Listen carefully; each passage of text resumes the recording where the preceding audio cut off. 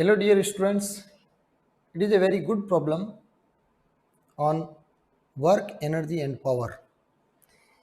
इस क्वेश्चन में आपको दिया गया है 20 kg का ब्लॉक है जो 30 डिग्री के इंक्लाइंड प्लेन के ऊपर 50 वॉट की एक कांस्टेंट पावर की हेल्प से एक कांस्टेंट वेलोसिटी से ऊपर की तरफ इसको मूव करवाया जा रहा है। ठीक है, यदि ब्लॉक और जो सरफेस है इंक्लाइन प्लेन की उनके बीच में जो फ्रिक्शन कोएफिशिएंट है वो 0.25 है, तो पावर इसको दे रहा है 50 वॉट। इस 50 वॉट का कितना पोर्शन ये अगेंस्ट ग्रेविटी यूज कर रहा है। ठीक है, तो यहां पे आपको पता है कि इस वेज के ऊपर ये जो ब्लॉक है इसको एक फोर्स से ऊपर की तरफ खींचेगा तो इसके नीचे की तरफ दो फोर्स लगेंगे, एक तो होगा ड्यू टू फ्रिक्शन और दूसरा होगा ड्यू टू ग्रेविटी।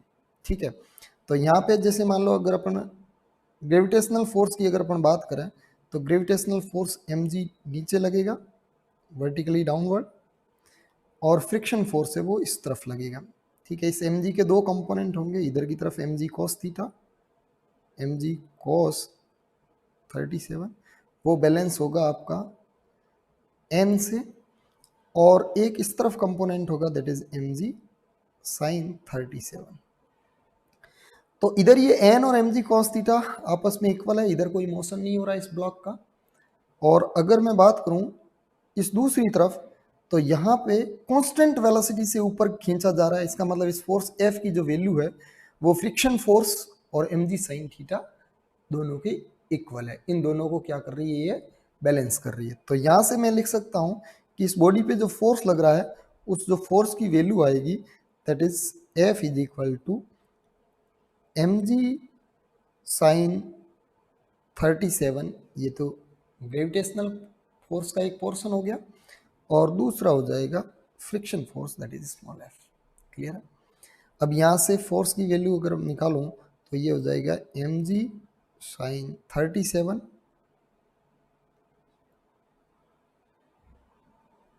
और फ्रिक्शन फोर्स की मैं बात करूं तो फ्रिक्शन फोर्स यहाँ हो जाएगा म्यू mg cos 37। क्लियर है? अब इस फोर्स की वजह से ये जो पावर सप्लाई कर रहा है, इसको पावर जो दे रहा है वो पावर है 50 वॉट। ठीक है, तो हम लोग जानते हैं कोई भी बॉडी अगर v वेलोसिटी से मूव कर रही है और उसके ऊपर फोर्स लग रहा है तो उसको जो पावर सप्लाई दी है वो पावर हो जाएगी आपकी P is equal to f into v. वैसे तो ये इंस्टेंटेनियस पावर का फॉर्मूला है, बट यहाँ पे फोर्स भी कांस्टेंट है और वेलोसिटी भी कांस्टेंट है, तो ये इंस्टेंटेनियस पावर होगी और ये इसकी एवरेज पावर होगी। ठीक है, तो यहाँ से जो इसको पावर सप्लाई मिल रही है तो F इंटू वी, वी यहाँ कॉन्स्टेंट है और F की ये वाली वैल्यू है ये भी कॉन्स्टेंट ही है, बिकॉज ना तो mg sin 37 चेंज हो रहा है और ना ही म्यू चेंज हो रहा है, ना mg cos 37 चेंज हो रहा है। तो यहाँ से जो टोटल पावर आ जाएगी जो ये इस ब्लॉक को सप्लाई दे रहा है वो हो जाएगी P is equal to force की value mg sin 37 plus mu mg cos 37 into V. V को अंदर मल्टीप्लाई कर देते हैं, तो जैसे ही वी को अंदर मल्टीप्लाई करेंगे तो यहाँ से mg sin 37 into v plus mu mg cos 37 into v, ये जो पावर का पोर्शन है ये यूज हो रहा है अगेंस्ट ग्रेविटी, तो इस पावर को मैं P1 बोल दूं, और दूसरा पावर का ये वाला पोर्शन है वो यूज हो रहा है अगेंस्ट फ्रिक्शन, तो ये P2 पावर है फ्रिक्शन के अगेंस्ट यूज हो रही है, और P1 पावर है वो आपकी अगेंस्ट ग्रेविटी यूज हो रही है। ठीक है, और total power P1 plus P2 है, तो यहाँ से मैं लिख सकता हूँ कि टोटल जो पावर है that is P1 plus P2। Clear हो गया?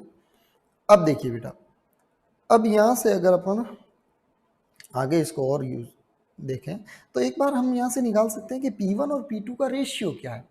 तो P1 P2 का रेशियो अगर निकालें तो P1 over P2 that is equal to, P1 की वैल्यू क्या है mg sin 37 इंटू वी, तो mg साइन 37 इंटू वी, और P2 की वैल्यू अगर अपन निकालें तो यहाँ से P2 की वैल्यू आपकी आएगी mu M G cos 37 into we, तो this is mu M G cos 37 into we.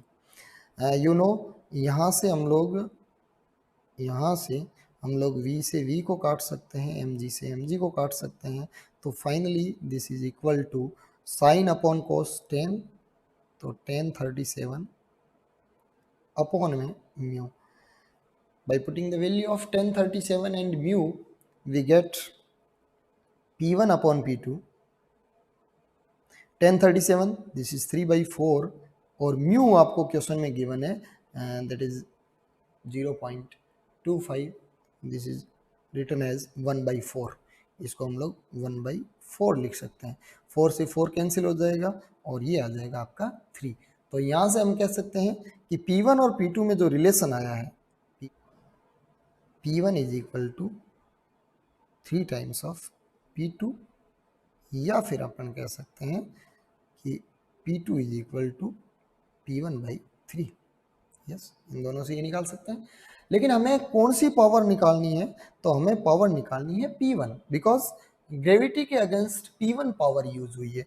तो हम लोग P1 अगर निकालना चाहें तो इस इक्वेशन के अंदर, जो ये वाली इक्वेशन है, इस इक्वेशन के अंदर हम लोग P2 को एलिमिनेट करेंगे और P1 in terms of P निकालेंगे, और वहां से हमें पता चल जाएगा कि कितना पोर्शन है वो आपका टोटल पावर का अगेंस्ट ग्रेविटी यूज हुआ है। तो यहाँ से हम लोग क्या करते हैं, P2 को एलिमिनेट करते हैं। तो हमारे पास फॉर्मूला था P1 प्लस P2 की जगह हम लोग लिख देंगे P1/3, that is equal to total power P।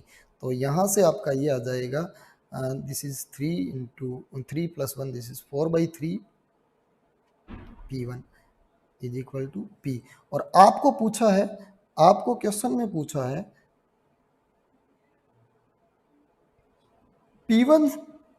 P1 upon P कितना होगा, यानी टोटल पावर का ग्रेविटी के अगेंस्ट जो यूज हुआ है, टोटल पावर का जो ग्रेविटी के अगेंस्ट यूज हुआ है वो कितना है, कितना पोर्शन है उसका। तो टोटल पावर आपकी P है, तो इस ऊपर वाली इक्वेशन से अगर मैं P1 को इधर भेजूं और बाकी इधर भेजूं तो ये हो जाएगा 3/4।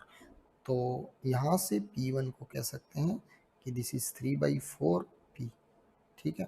तो ये देखिए, टोटल पावर का 3/4 पोर्शन अगेंस्ट ग्रेविटी यूज हुआ है और टोटल पावर का 1/4 पोर्शन अगेंस्ट फ्रिक्शन यूज हुआ है।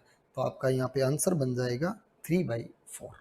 ओके डियर, और ऐसे ही बढ़िया बढ़िया क्वेश्चंस के साथ अपन इसी चैनल पे मिलते रहेंगे। तब तक के लिए बाय बाय।